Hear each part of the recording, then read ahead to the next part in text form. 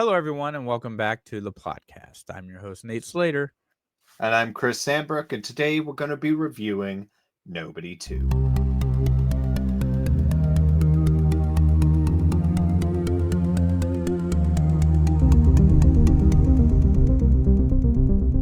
So, Nobody, which is a sequel that nobody saw coming, not even Bob Odenkirk, is still in the same vein of a John Wick type action film, except this time I felt like they went a little bit more National Lampoon with it. They mixed like National Lampoons with John Wick, in my opinion. And for me, Yeah. I think it worked, but some of it was a little too off the wall. I mean, it almost is going in like how John Wick has been going, where it's getting more and more crazy as the series has gone on, and you have to suspend disbelief a little bit more. Yeah, there's definitely a campy element to it. I wasn't expecting it to go campy. I was expecting to have some funny moments for sure. It is derived from comedy in a sense, dark comedy. But the first one was a lot more um, serious toned and realistic. This one definitely goes off the wall a couple of points. Um, A lot of points. it does. It does. As compared to the first one. And I noticed when I was considering, I knew that I liked the first one more. But when I was thinking about why I disliked this one, I was pretty harsh with it at first. Okay. And then I started to see kind of what it was and why. And it was more or less down to my expectations because of the first one. So, before we go any further, what is your initial number review for this? Before we get talk about it, and then we Yeah, might so my change. initial review when I walked out of the theater Mm-hmm. was I gave it a 6. Okay. Which, for anyone who's wondering, the first one I gave an 8. I Okay. really enjoyed the first one. But yeah, this one I enjoyed it. It was, it was a good time. There was a lot of really good scenes, but there was a campiness to it I wasn't expecting and didn't want, and so I gave it a 6 initially. All right. For me, my initial coming out of the movie, I enjoyed it, and even I was kind of like, I don't even know what to give this. I remember having a conversation like, I really liked it, but because it felt like a weird mix-up, kind of, which for me was like good, because reality, I didn't think it would kind of work that way. And the way I described it is like it's like a National Lampoon's kind of thing mixed with John Wick. You don't see those two kind of meshing well, but for me, it kind of meshed well enough. So after thinking about it when I came out of the theater, I was like, I'm just gonna go with an 8, just because of how almost impossible it felt to make it to pull it off, even though it does have its flaws. Nate gave another 8. You love I that mean, number. I guess I just play it safe a lot, but no, I feel like it didn't warrant a 7, and it definitely didn't warrant a 9, for sure. So for me, an 8 was a safe bet. Um, so with that out of the way, we'll talk about the movie a little bit, and it kind of It's some starts more where detail. Yeah, into some it more starts detail. very similar to the first one. Because the first Yeah. one starts with him being interrogated by 2 cops. He's got a cat on the table. No, In it was this a one, dog. it was a Oh, dog. The first okay. one, there was a cat. Okay. And yeah, so just a quick switch around, like, hey, yeah, this is the other movie, not the first one.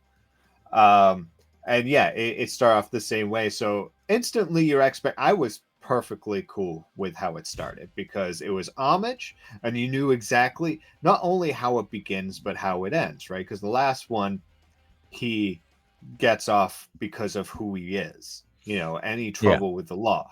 So you already know that by the end, he's also going to be getting off scot free. So it's one of those things, like, a lot of people like to complain about movies where the character's not going to meet a grisly end or whatever, it removes suspense.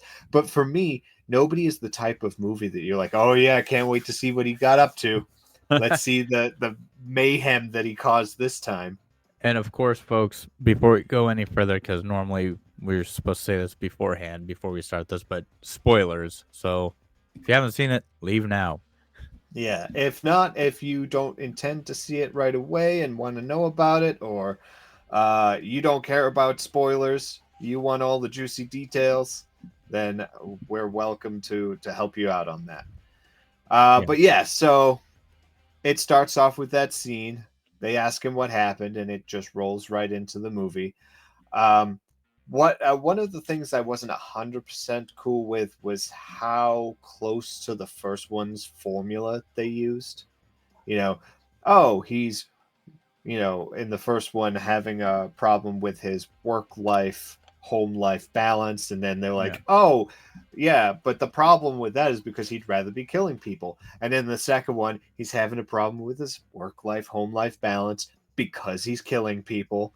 And it's like, oh, so he just sucks as a family man. But But the main difference is now is that his whole family knows what he does. It's not like they're in the dark at all. You know, it's kind of like they can be a little bit more understanding to what he's going through. yeah. And like the one thing I liked about the beginning is they kind of like had a whole not really a misdirect, but how I'm thinking of it as a misdirect with, he ends up, talking to his handler, trying to pay off his debt. And the guy's like, "Oh, it was a Oh yeah, simple." for context for people, the general story here is that after the first one, with all the money that he had burnt, he now has to pay back because someone picked up the bills so that him and his family wouldn't be destroyed, I guess. Picked up his bill and now he's paying it off by working as an assassin for them. Yeah, and so continuing off that, Um, he's talking to his handler and he's having this whole conversation about how things went down, how it wasn't an easy snatch job. Just got to get in, get out. It should be easy. And then he's explaining to his handler how, this person showed up. And then after that person showed up, this person showed up. And one of the people who showed up, they had these guns, but his memory wasn't clear. So he's like, wait, no, it wasn't Yeah. those Oh guns. It no, was it's these guns. MP5s. Yeah. MP5s, and then he's like, "Oh, but these guys showed up with machetes." He's like, "Why would these people want this?" It's like, "I don't know. You tell me." But The the whole one thing. thing that and this might be a hidden detail that most people won't notice, but one thing I loved about that part where the Brazilians show up with machetes is he doesn't even think about it. He rips off his belt and he rips off uh the pipes Like, off the wall and attaches them to his like immediately without thinking. Like that just shows how professional he is in like just a couple of seconds with no dialogue whatsoever. It's showing you that he is automatic when it comes to this fighting. very Like, aware of his surroundings. yeah. But yeah, that was just a nice little detail in that. In fact, that scene really had a lot of details when you think about it, because they even break down him looking at the bumper sticker, reminding him of his childhood, and then so that very small scene, even though it's laid out as a joke, is what really starts the entire movie. Yeah. And see how I thought that was a misdirect? I thought because of the money he owed this guy, I thought he was just making up all these people that were trying to kill him along the way so he could probably try and get more sympathy from the guy or more like money off of his price for doing it. I thought he was just like messing with him. And it was like, no, that really happened. It was so intense for him. He had to start bringing it up as, his adrenaline just kind of came down. So Right. I thought it was a misdirect, but it clearly wasn't by the end of the whole conversation. And Yeah, no, there's a lot of nice details, and they don't hold your hand the whole way through. They like to show you a scene, let you figure out what happened before they explain what happened. Just it keeps that's a good tactic to keep audience expectations and keep them active, keep them in the movie. yeah, from that scene, I believe we get like an overarching kind of like time lapse of him doing jobs and his wife just getting tired of him not making it home for dinner. He's supposed to have time with the family, and it's just a constant. 7 to who knows how long it's been going on, like a whole cycle of time of, promises getting broken because he's too busy working and stuff like that. And, we get caught up to where, he finally kind of has somewhat of a easy day and it doesn't turn out that way. Which Right. I believe what I'm saying might have happened before the whole scene we just discussed, but I can't necessarily remember. It's been a while. You saw it the other day. Maybe you can Yeah. clarify So that. you're referring to Like like where he had the whole thing about paying off his debt with that guy, and then I just yeah, the scene where with his wife and stuff like that. Did that happen before or after that? it happened after. Like it breaks down. So he um is discussing his first job with him and saying that, he that yeah, no, that was when he said, "Hey, I need to take a vacation. Okay, yeah. I need to get away from this just for a while." And at first they make it seem like his new boss is not going to allow him. Yeah. Like he's going to step in and, cause bodily harm if he agrees Yeah. to keep work or doesn't agree to keep working. But no, they do step aside. And I think a lot of the quick changes in decisions lead you, like, you have an expectation. Bad guy's always going to be bad, good guy's always going to do this or whatever, and then they constantly turn it on itself. Like how they're making it seem like him thinking of Plummerville and setting that up was spur of the moment, when then when you actually get there, you learn that, he bought this bottle of champagne that was very specific to him and his wife, and it took 6 weeks to get to him, so he had planned it at the very least a month and a half in Yeah. advance. So like they were constantly subverting your expectations, making you think one thing, and then he switches it around again. He does that. Um, it's not just him, I guess. Like it's a constant theme. Everyone is like, the bad guy isn't really the bad guy. Or at least the first bad guy you assumed, Yeah. and he turns around. He has a Vegeta moment. Uh, Vegeta. and the his son, who seemed like a jerk at the very beginning, ends up becoming, the son's friend. Yeah. And so going back, now that we kind of filled you guys in on that, he wants to take a vacation. His handler's kind of like, it won't happen. He's like, what do you mean? Like, is he gonna stop him? He's like, no, you live for this life. This life is you. You Yeah, without this is nothing. He's like, no, no, I got this. So then, he surprises his kids and his wife are all like, you want us to go here? And he's playing like an old, like late 70s, early 80s videotape of, or maybe it was on YouTube, who knows, of what the whole theme park was like back when he was a kid, him and his brother. And, you know, they're not digging it. The son definitely isn't digging it, but they end up just going.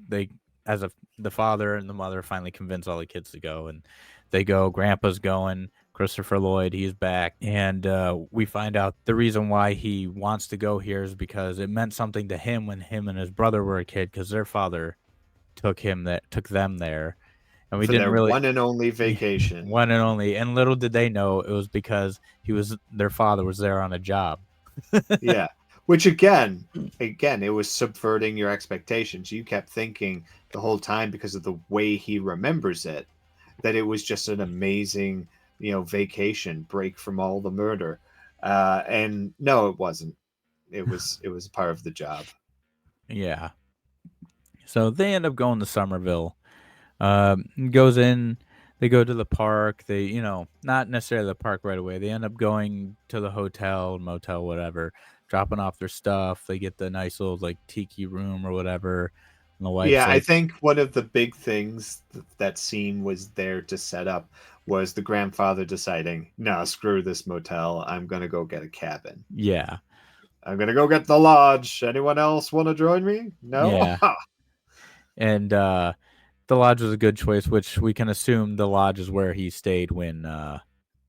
Well, the lodge was obviously on purpose, Yeah. because the father or grandfather, he knows the area, he knows this, like he's the one that got the lodge specifically with a sniper rifle that has tranq bullets. Come on, he had that set up. Yeah. I mean, he knew if anything was gonna happen, he wanted to be away from it, and in case it came to him somehow, he was prepared. Yeah.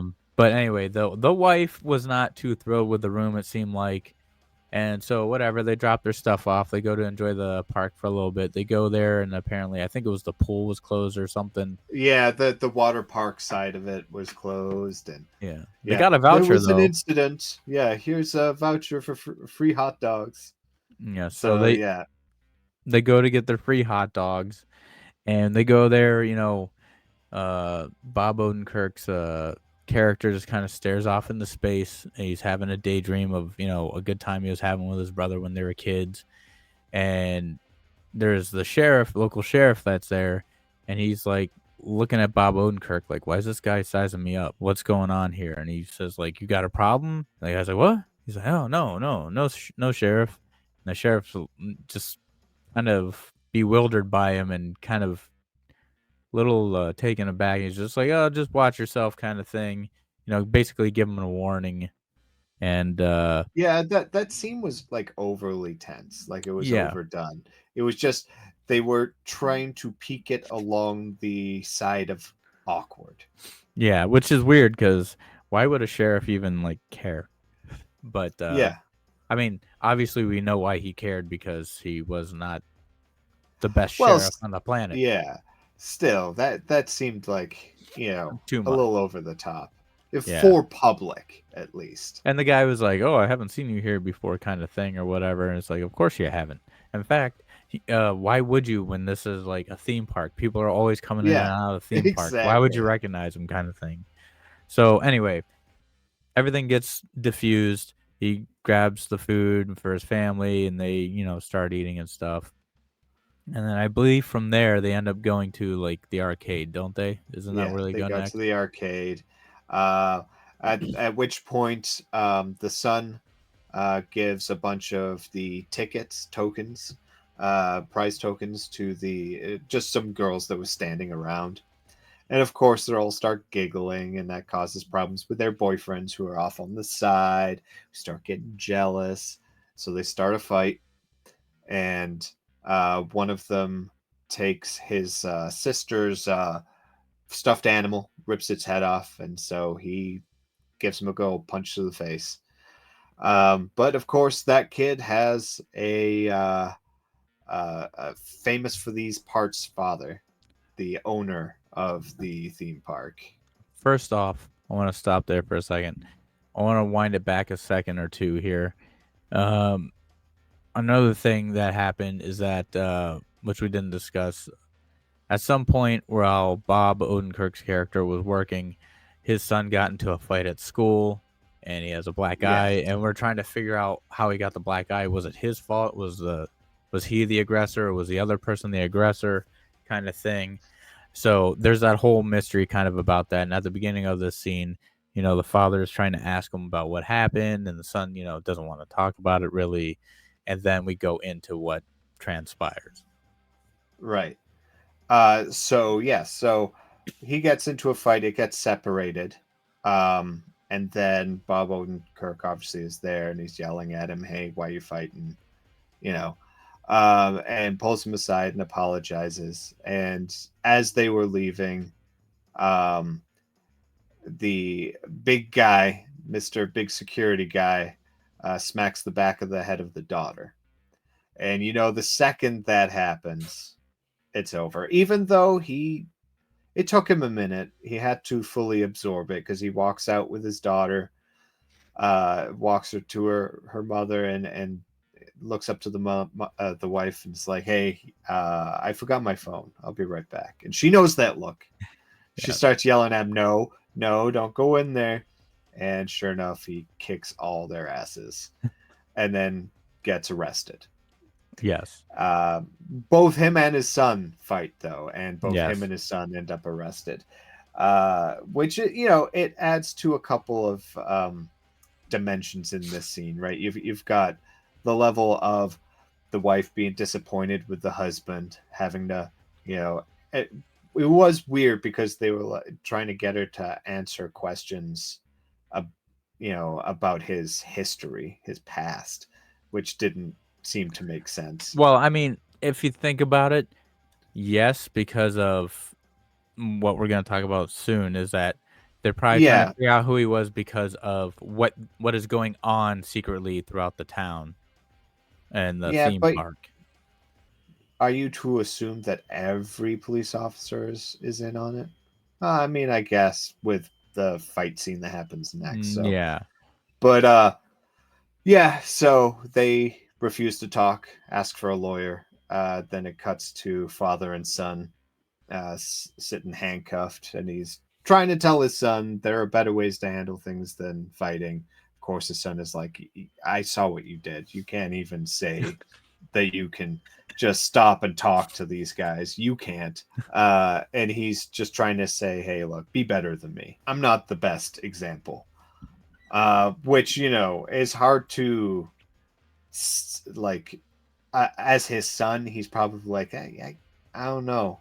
You get paid a lot of fucking money to just absolutely destroy people. So I don't know. This sounds like it might be the correct way to go, but But then again, the father doesn't want the son doing the same thing, which is funny because he's doing pretty much what his father what did. his dad did. Yeah, so you can almost assume it's going to be a family business, Yeah. especially with the way his wife is with guns, as we see in the arcade doing the little firing games, Yes. their little midway.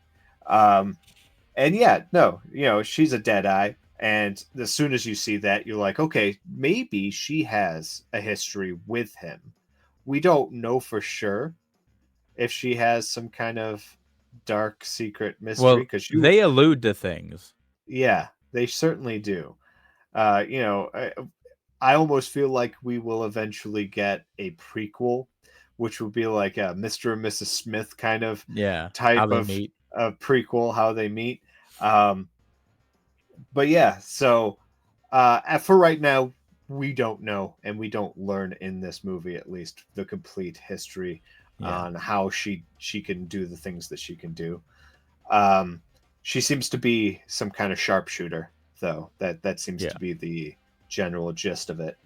Um, and then, of course, after he's done, we kind of are establishing the um, the new villains, or at least what we believe to be establishing the villains. Yeah. We have the owner of the park basically telling him, "Get out of my town."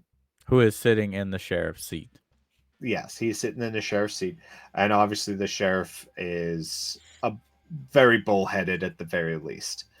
Um, when the sheriff is asked to just, you know, tell him to leave, but don't do anything to him, but he ignores that and decides to mess with him, and he sends a cop to take some thugs and basically beat him up to get him out of town.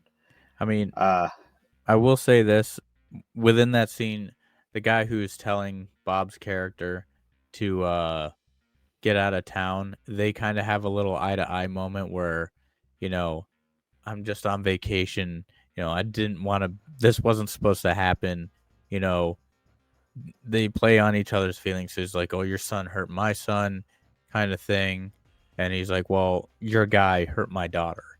Like, how would you feel about that if that was your daughter?" Kinda thing, and then they's like, kinda like, "Oh, okay." He's like, "Well, my right. dad had a thing where, we don't, hurt, outsiders or vacationers or whatever. Yeah, So, you get one chance. yeah, you get one free pass, get out of my town." So, then we go into what you're talking about. Yeah. So, yep. So the very next day comes, they choose not to leave. He chooses not to leave. Um, and they have a day of it. Everyone's having fun, but he notices that there are people watching him.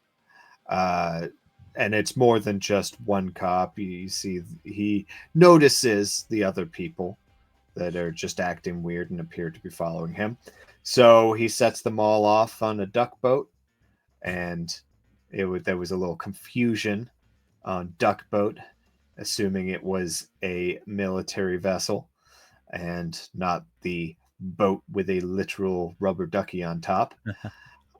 But yeah, he sets his family off on it, and he invites the others onto another boat, uh, hoping just to talk it out.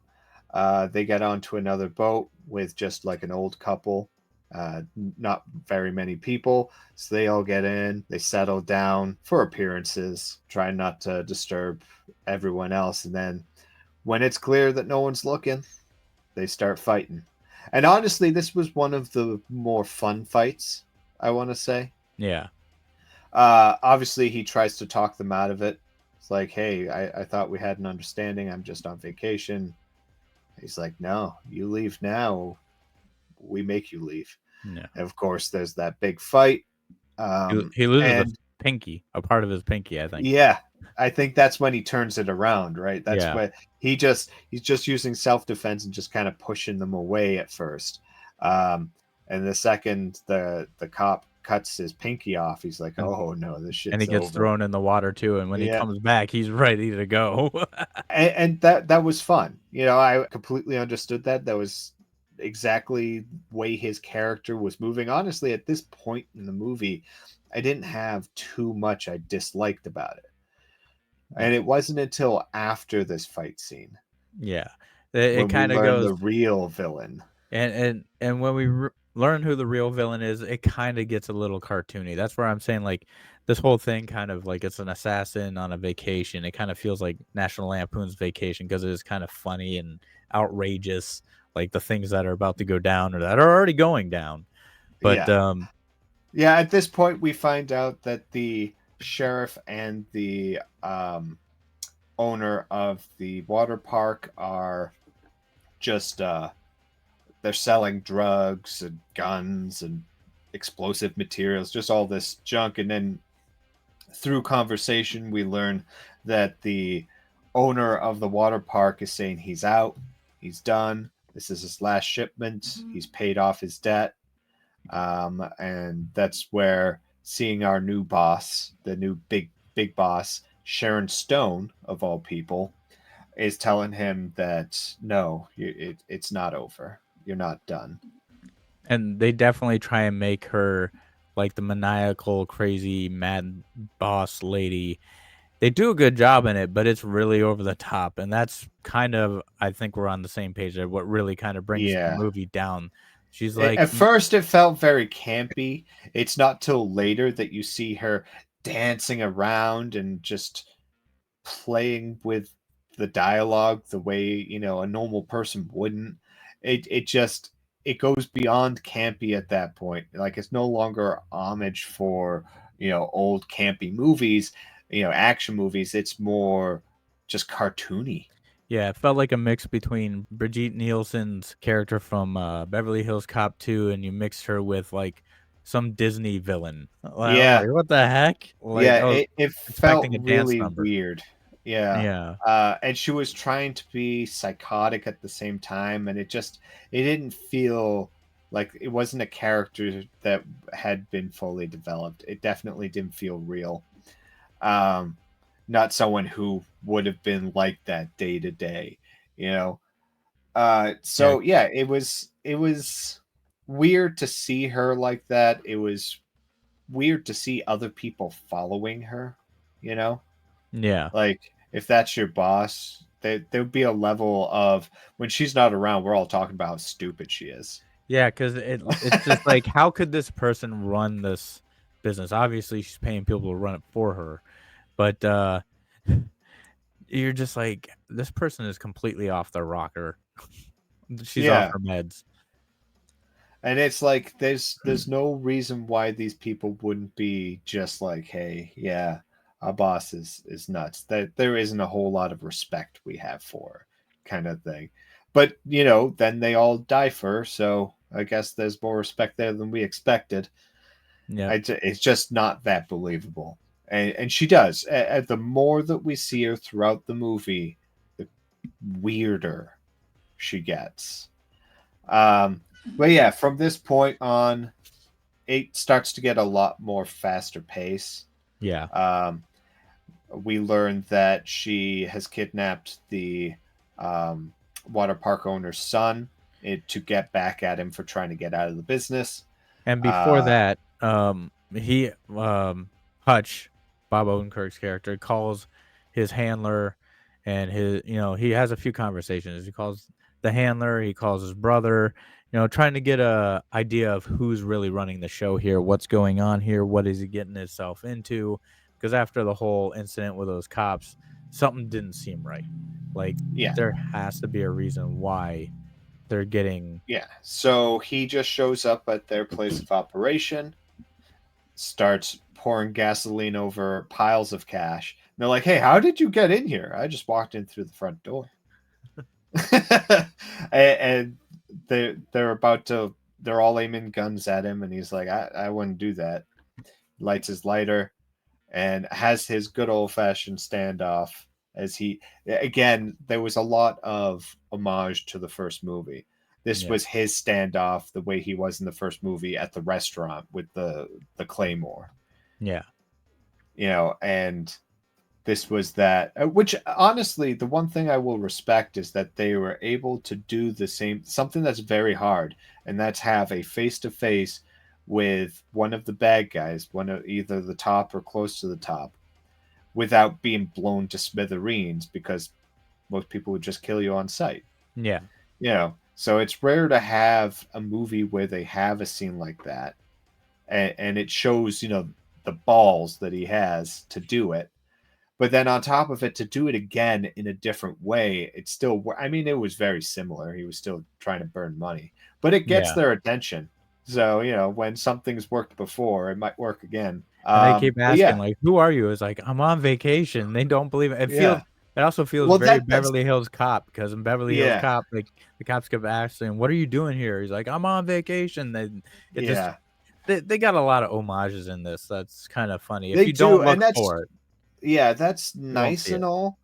But the reason the first one was so good was because of how original it was. Original, yes. This one just felt like a blueprint of the first one. Yeah, it Because did. piece by piece, I like that. What was the next step in the first movie? Oh, he buys out his job and booby traps the hell out of it. So what does he do in this one? He buys out the water park, booby traps the hell out of it, I mean, technically, he doesn't buy it, but yeah, in a sense. It's being destroyed regardless, and Yeah. they booby trap it, and they decide to have a run of it. And don't get me wrong, in the first movie, um, it was very Home Alone, and it was fun because it was straight murder. The second one, it fell over the Home Alone top. 2. Yeah, well, yeah, exactly. It fell over the top because now instead of just having people turn a corner, run into a trap, it's, oh, let's use the hammer. While people are firing a gun at me, just use the hammer to hit that pad, to hit the bell, to have all these grenades released. It just was so dumb, and like it wouldn't work. And no, like that's not even a good laid trap. There is a better use for those grenades. Hell, if you use it the way they're supposed to be used, it would have been a better use. And But, like it's a movie, they wanna go kooky. But it yes. was it was over the top. And while it was fun, then there's the whole House of Mirrors. And the thing I hate about the House of Mirrors is it's a trope that's used in a lot of movies Yeah. where they're like, "Oh, he's right there in front of you." Psh, oh no, he's not. It has to be still very close in order to have that angle. So as soon as you blow that one up, he's there instead. Like, just think of how angles work with mirrors. Like, they always have it like they're like the opposite end of a building. It doesn't work that way. Yeah. I mean, and even before that scene, we get more of, kind of like, the misunderstanding is now understood, he saves the theme park owner's, son, brings the theme park owner's son, to his cabin, talks to the theme park owner, explains to him everything that's going on. Theme park owner's like, "Oh, my father was gonna, you know, take back everything if this woman didn't come through back then, but she got to him first." And, he's got a whole armory of weapons. He's like, and he's But not sure if they're like from the 70s yeah, though. he's like, It's "I'm not all even sure if old it's gonna work." Hey, weapons. he had a Tommy gun too, I believe. Yep, So that was sure. cool. And, so they're like, "All right, here's the plan. We're gonna send the kids to, the The cabin, cabin. Yeah. with the mom, and then we're gonna have, my father, you, me, and my brother, kind Take of care of business. yeah, take Yeah. care of business, set this trap up and whatnot." And then, things don't go exactly as you think they're gonna go, but go ahead, Chris. No, they don't. But there are fun parts. So yes, RZA, his brother, he decides he's not RZA. going to stick around. Yeah, Rizzo's not going to stick around. He zips it, and you're not sure why. He says he's got something to do. And then Christopher Lloyd is up in the Ferris wheel, and he has set up a uh, machine gun, a mounted machine gun, to just plow through the people as they're coming through, which is a good scene, but it's very short lived, and it's Yeah, kind of exactly how I expected it to go. He'd yeah. be knocked out somehow. Um, but yeah, Riz's part is pretty cool, but I feel like this is kind of an issue that happens every time RZA is doing any movie. He always wants to be a samurai. I mean, he He does. loves Japanese, Asian culture, he's an anime Man with fan. the Iron Fist, he Un does a what lot of voice um, work for anime stuff, and Protector 2, he was in that also, yeah, which that was horrible. Um, but we get it, RZA. yeah. You You wanna you like be swords. You want to Yes, be a samurai. yes, you wanna be Um, a samurai. but yes, he shows up at the cabin to protect the kids, and he just starts slicing, going all super ninja, and like he does the whole running through the woods at night for this tactical team that's heading towards the cabin to wipe anyone out. Um, and he's just doing the whole one man disappears every few seconds. Yeah. Uh, The and the then of whole thing course we've seen in every movie. yeah, and then you have boss fight where like the third in command is there, and he has a machete instead of any guns because he knew this fight was coming. Yeah, And it's machete versus katana, and yeah. he's acting all like that. The worst part is how he's acting like he's got to get beat when he knew the whole time his katana could rip through that machete. Yeah, And then he's like, "Okay, playtime's over. I'm going to start ripping through your machete and cut your head in half." yeah. Never bring a machete to a katana fight or whatever. I'm like, God, Yeah, that was oh, Jesus. very campy. Oh my god. But I guess really going into the movie, like, it I don't know. But, yeah, and then we have the big battle at the theme park where she brings, like, her whole army, and, for the most part at the beginning, they're getting mowed down between the Gatling gun that's set up and the grenades and, all the other, The Tommy landmines in the the land ball pit. in the ball pit. But, I mean, I did like that it showed, like, people were getting hit and, like, the heroes, you know, um, Christopher Lloyd gets taken out relatively quickly. Hutch, his character, is kind of on the run from all this stuff. And then the park owner, he gets wounded and he's just told to stand back while Hutch tries to finish everything off. And then, Let's it not doesn't really forget that happen. the dog helped. Yes, the The dog dog did had to help. help. The dog was like the best part of the movie. Not really, but I did enjoy the dog. And then at the end we have, the major boss fight with, Sharon Stone's character and her two female bodyguards where they kick the crap out of, Bob Odenkirk's character, and then his wife comes to save the day. Yeah, well, the two women do get killed first. Yes. But yeah, then it's just the main boss, Sharon Stone, who has to have her monologue, right? If she just walked up to him and killed him, It would have been over. it would, yeah. Like she wasted so much time with her bad acting, just hovering over him, giving this weird, unnecessary monologue. It's like, I'm just gonna keep talking to you, real weird, and I'm gonna dance a little bit and be It's so super psyched, just so your wife has enough time to come and shoot me with a trank. And then I'll be like, what the hell is this? I know. I'm gonna throw a knife at her. Oh, look, she's able to shoot that knife out of the air, and then it gets redirected to my eye.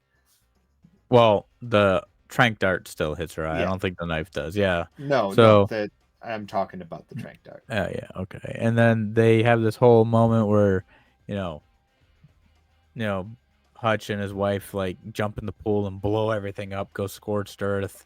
We have that Yeah, one so final yeah, there's explosion. everything gets blown up, and they jump into the water, which anyone who knows is the worst place to go because all vibrations will hit you harder. I Yeah, didn't know that. you can check out what's it called, YouTube, channels that do tests on that kind of stuff, little science breakdowns on stuff. I've seen a few of those. That's why people used to throw dynamite in water to fish back in the old west Yeah. when they wanted a whole like it. You don't even have to come close to the fish. Everything in the pond will die because of the Cool. way the vibrations push out. Think about it. Vibrations will still hit you in the air, right? That's why you're Yeah. supposed to feel the kickback. But imagine instead of air, everything's compacted. Now you have a wall of water, but still, even if you fall for a high enough height into water, it's going to crush you. Yeah. And I will say this that they still wouldn't have been alive at the end if it wasn't for like the park owner's character because he did shoot I think he shot one of the people at the end. I can't remember who he Yes, shot. he did.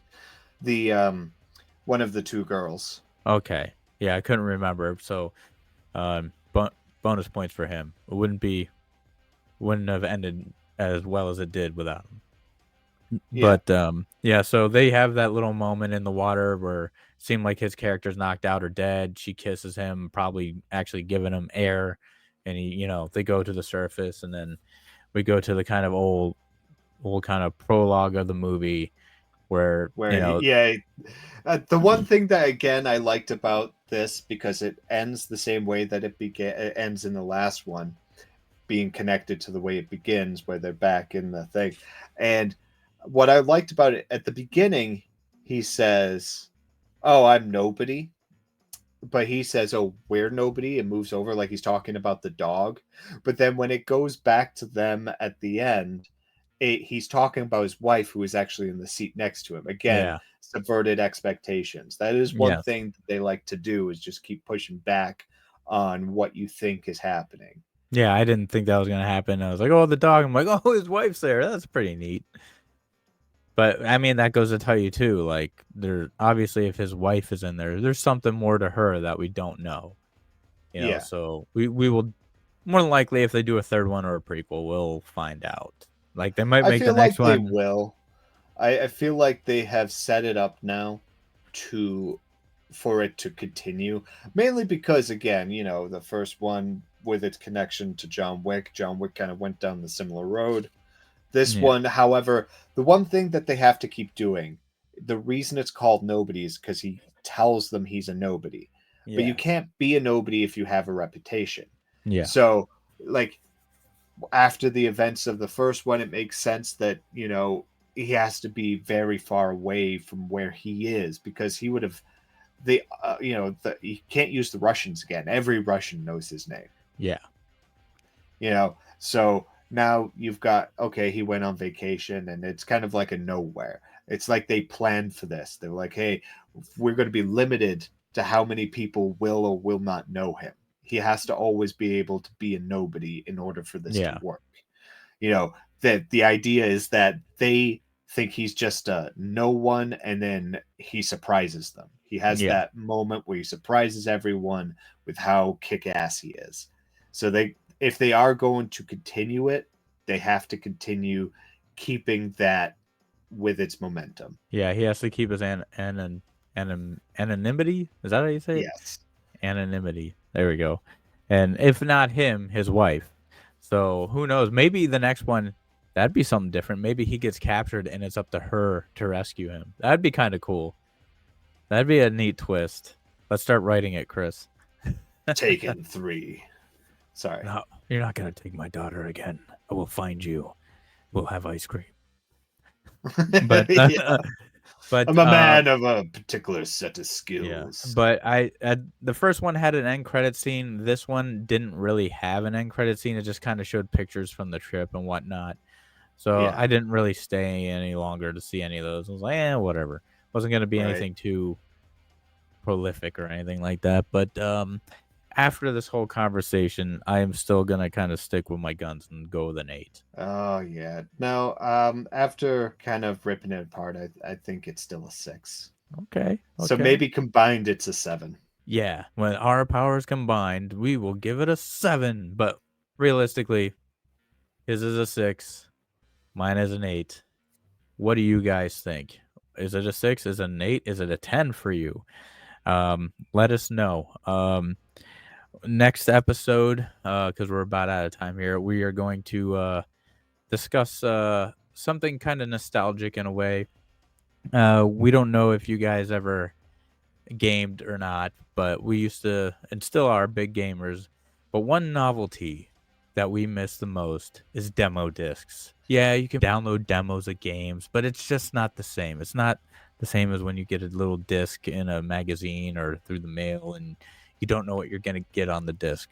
So we're going to go into that a little bit. Plus, we're going to talk about Metal Gear Solid Delta, which is a remake of number 3. So it's going to be kind of a combined effort, if you will, on both fronts there. So stay tuned.